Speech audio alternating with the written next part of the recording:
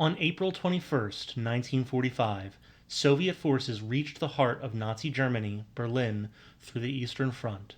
On July 4th of the same year, American forces would reach Berlin from the west.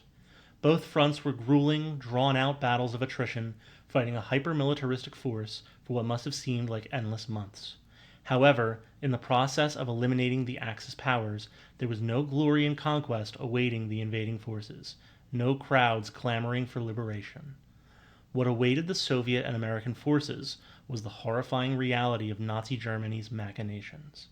Concentration camps focused on exterminating the people that Nazis found inferior to them, including Europe's Jewish population, handicapped population, its Romani population, and many more peoples deemed inferior. While the world knew concentration and internment camps existed, none could have imagined that they would discover what we now know today as the most infamous, horrific genocide in human history. In response to the horrors he had witnessed, Raphael Lemkin, a Polish Jewish lawyer living in Washington, D.C., wrote the book Axis Rule in Occupied Europe. In this book, Lemkin wrote, "By genocide, we mean the destruction of a nation or of an ethnic group. Generally speaking, genocide does not necessarily mean the immediate destruction of a nation, except when accomplished by mass killings of all members of a nation. It is intended rather to signify a coordinated plan of different actions aiming at the destruction of essential foundations of the life of national groups within the aim of annihilating the groups themselves." The book's publication in 1944 revealed much to the people of the world outside of Europe and was the origin of the word genocide. But what exactly is genocide? And yes, here is my microphone for all to see. Deriving from the Greek words genos, meaning family or clan, and side, meaning killing, genocide has several definitions. The UN definition is the most commonly accepted in the modern world, and it includes two elements, one mental and one physical. I'd like to start by discussing the physical elements as opposed to the mental elements. The physical elements are a little bit further reaching because there are 5 of them, while there's only one mental element that counts, according to the UN. The first of the physical elements is killing members of the group. This is going to come naturally with genocide, as the side part of genocide literally means killing. So of course, killing is going to be the initial act of genocide. The second is causing serious bodily or mental harm to members of the group. This is going to include acts like torture and cruel and unusual interrogation methods. The third is going to be deliberately inflicting on the group conditions of life calculated to bring about its physical destruction in whole or in part. This is going to include denying resources, denying shelter. It may not be directly harming people, but it is causing elements that are going to end to destruction of individuals or the group as a whole. The fourth is imposing measures intended to prevent births within the group. Artificial castration is something that happens in some cultures, and it is something that has happened throughout genocidal eras. It is a massive part of genocide, and it would eventually lead to the destruction of a group. The final physical act is forcibly transferring children of the group to another group. When you hear about cultural genocide, it often happens to the children, as they are more likely to be able to take in that new culture. So kidnapping and reprogramming of children is what this is referring to. For the mental element, it's a little bit more specific. It includes the intent to destroy in whole or in part a national, ethnical, racial, or religious group as such. Hey, I'm back down here again. I wanted to talk about some specific examples of genocide before we move on, to make sure that you have a full and complete understanding of what genocide can be like. The most obvious example of genocide is the Holocaust. I'm sure you've learned about it in your classes before, but it is one that you need to make sure that you keep going over. Number one, because it is the one that's the most popular and is the one that is the most learned and studied throughout the world, and it is often the focal point of genocide. Most genocide studies are centered around the Holocaust. The second one that I'd like to talk about is one that is going on today. the Israeli-Palestinian genocide. The Palestinians are currently a part of an apartheid state that has been under control by the Israeli government for an extremely long time at this point. And I wanted to bring it up because it is something that is incredibly important to me, and it is something that is ongoing. So it is a thing that is important that we discuss. The third that I would like to bring up is the Uyghur genocide. I think that this is another important one. It is still going on, just like the Israeli-Palestinian genocide, but it is important because it is a cultural genocide. This is different from normal genocide because it is not as much physical harm, but it is leading to the destruction of an incredibly rich and complex culture that you just don't see very much of in the media because of a lot of different factors that we don't necessarily have time to get into right now.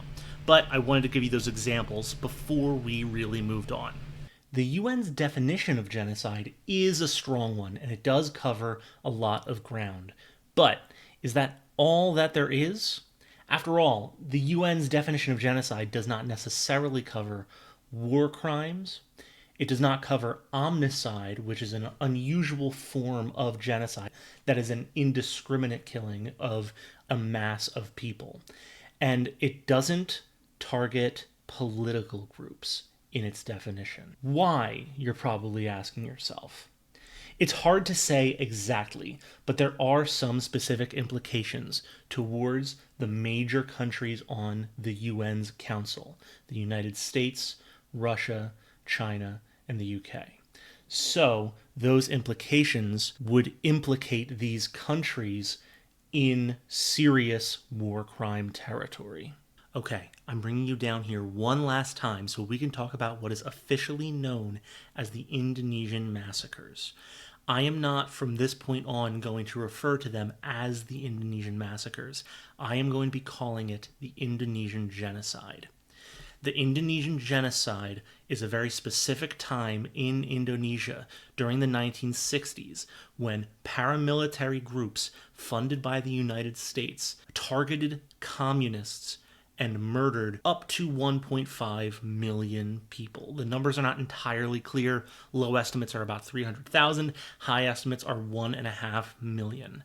This is the last time I will be calling it the massacres. The only reason why I am doing so is because the UN decides to call them the massacres. Like I mentioned earlier, the UN does not consider the targeting of political groups as genocide. I don't think that this definition covers enough ground. I think that targeting political groups absolutely should be considered genocide. Therefore, from this point, I'm calling it the Indonesian genocide. As you've probably learned in school, Southeast Asia is no stranger to political violence and genocide. Domino theory is still taught in American schools, which is a Southeast Asian political theory that if one country was to fall to communism, the surrounding countries would also fall to communism. As a result, we see the Korean War, the Vietnam War, the Cambodian genocide, and many more things.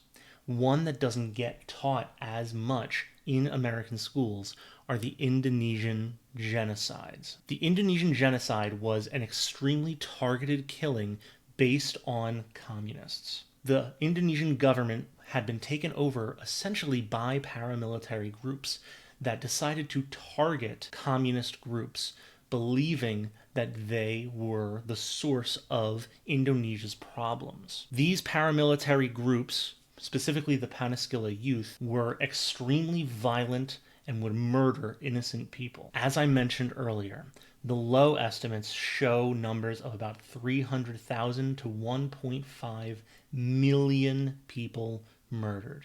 Serious numbers, and numbers that need to be taken more seriously today, especially when considering the Paneskila youth and the Indonesian government were receiving funding from the United States.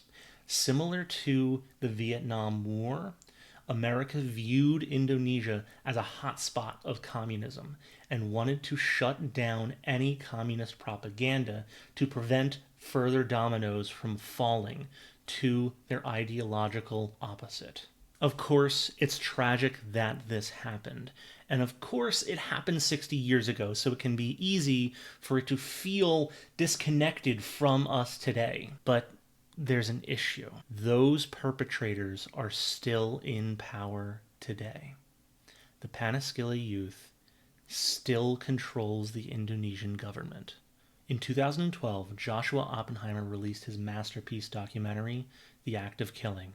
The Act of Killing takes place in modern-day Indonesia, where the perpetrators of the Indonesian genocide are still in power. The film follows perpetrators of the Indonesian genocide, including a man named Anwar Congo and his followers. Anwar Congo was an executioner in the Indonesian